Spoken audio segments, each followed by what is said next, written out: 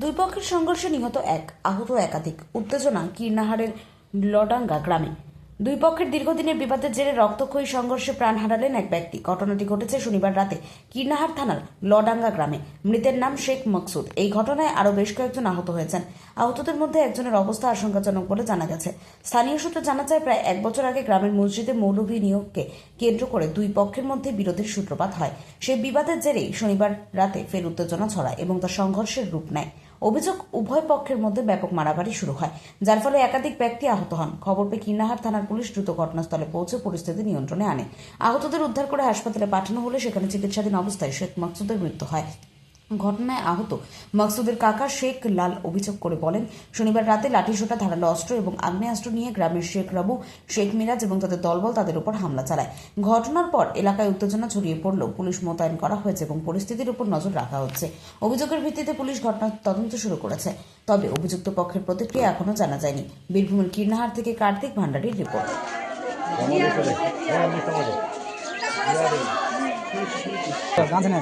গামছা চোখ দাঁড়ান দাঁড়ান গামছা লাল এখানে দুটো আমরা এখানে দুটো শেখ সুজন আর এখানে বিজিবি ব্যাপারে বলে আমাদের টিম সে করছে আমাদের সে বছরে মানে ওরা টিম সে করতে পুরো মতন ব্যাহ মতো ফাড়া গায়ে মজবুত দিতে হয় তার জন্য তো জুম মার দেয়। যে তারপরে আমার ভাইকে প্রথমে চুটাই চোটপাট করি, তারপরে আমার ভাইকে গুলি করার পরেই হয়তো মোটামুটি ধরুন ওই 1 ঘন্টা কি 1.5 ঘন্টা হয়তো বেঁচে ছিল। প্রথমে নিজের সিয়ান ট্রান্সফার করলো বর্ধমান ঢুকতে হয় না, গুস করার আগেই ওনার মৃত্যু হয়। ওইখান থেকে আবার ঘুরে নিয়ে আসে সিয়ান মহকুমার হসপিটালে ওকে ভর্তি করে, ওইখানে মৃত্যু ঘোষণা করেছে। আচ্ছা, আর কত আহত হয়েছে? আর মোটামুটি আহত 3 থেকে 4 জন। কারো পা নাই, তাদের কোনো হয়তো চোটপাট করেছে, তাদের জন্য গুলি করেছে, সবাই এই পক্ষের? হ্যাঁ, সবাই পক্ষ।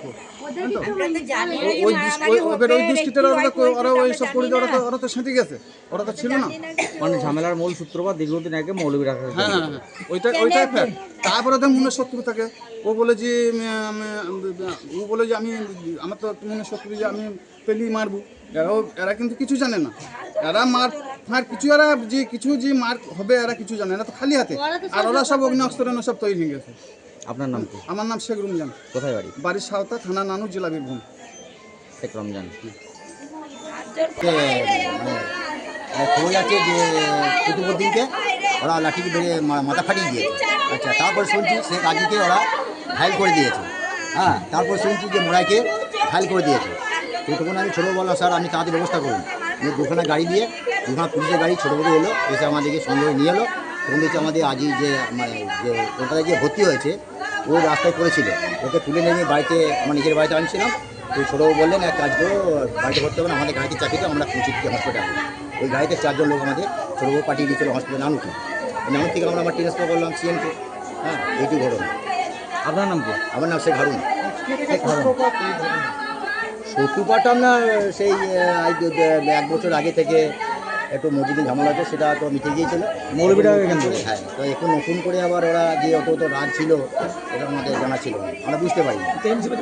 ওদের পার্টি নিয়ে হালে সালে ওরা টিএমসি করতো, রঘু টিএমসি ভোটের সময় একটা উত্তেজনা ছিল। ভোটের সময় একটু উত্তেজনা ছিল, ভালোই ছিল। ভোটের পরে উত্তেজনা বেশি হলো, কারণ আমরা তো কোনো আমাদের ছেলেরা 4 তারিখে আউট হওয়ার পরে আমার ছেলে 2-4টে বিজেপি ঢুকে গেল, তখন আমাদের আরও রাগ বেশি হয়ে গেল। আপনার ছেলে 4 তারিখে পর বিজেপি? আমাদের 2-4টে ছিল। 4 তারিখে ব্যবস্থা হবে। তারপরে এরপরে আর কি বলবো আপনাকে? আরেকবার আপনার নামটা বলে দিন। নাম করে দেবেন? আপনার নাম? আমার নাম শেখ হারুন।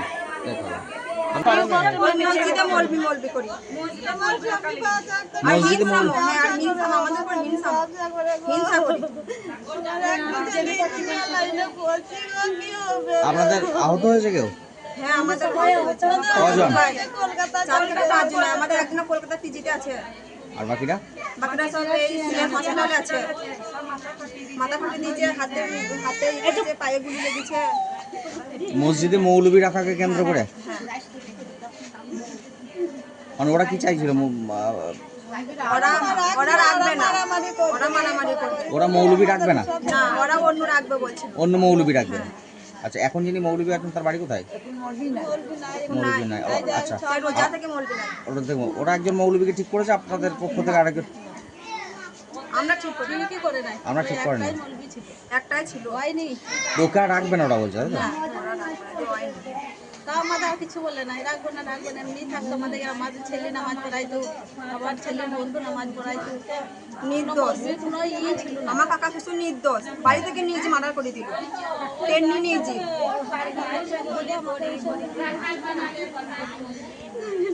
কি নাম যিনি মারা গেছেন তার? শেখ মকসুদ। দিদির নাম কি? ইসমাতারা বিবি। হ্যাঁ, ইসমাতারা বিবি। ইসমাতার বিবি। আপনার? আমার রুমিতুন্নিসা খাতুন। রুমিতুন্নিসা খাতুন। রুমিতুন্নেসা খাতুন। আপনার কাকা শ্বশুর? নামাজ পড়ে আসছিল রাস্তাটা, ওই একটা করে গুলি করে মেরে দিয়েছে। নির্দোষ ছিল, চিন্তা ছিল কিছু না। ঘর থেকে নিজে আবার ফিরে আবার এসে ঘর থেকে নিজে আবার মারা করে দিল। কখন ঘটেছে ঘটনা? রাত 8:30 9টা। কালকে রাতে। কারা করেছে, কারা? রবু, রতন, মিরাজ, মোটর, রবু দুটো ব্যাপার দিয়ে সুজন, উজ্জ্বল পাই 6-7 লোক দৌড়ে গেলে আমার স্বামীরা গুলি কোন রকম বলছি, কোন রকম পারিবারিক বিবাদ ছিল? কি কারণে? মসজিদে মলবি করি। মসজিদে মৌল আমাদের উপর হিংসা করি।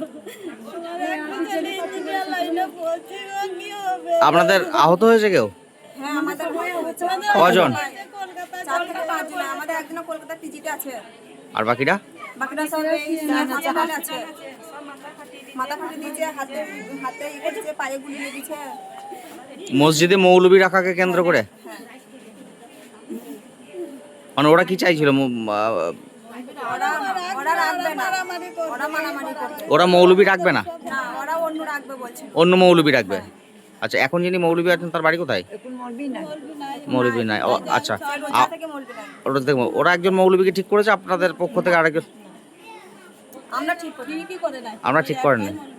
একটাই ছিল হয়নি। ওকে আর রাখবেন ওরা বলছে, তাই তো? তা আমাদের আর কিছু বলে নাই, রাখবো না এমনি থাকতো। আমাদের আমাদের ছেলে নামাজ পড়াইতো, আবার ছেলের বন্ধু নামাজ পড়াইতো। নির্দোষ কোনো ছিল না। আমার কাকা শ্বশুর নির্দোষ, বাড়ি থেকে নিজে মার্ডার করে দিল, তেমনি নিজে।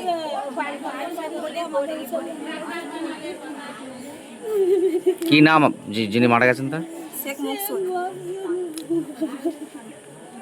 দিদির নাম কি? ইসমাতারা বিবি। হ্যাঁ, ইসমাতারা বিবি। ইসমাতার বিবি। আপনার? আমার রুমিতুন্নিসা খাতুন। রুমিতুন্নিসা খাতুন। রুমিতুন্নেসা খাতুন। আপনার কাকা শ্বশুর?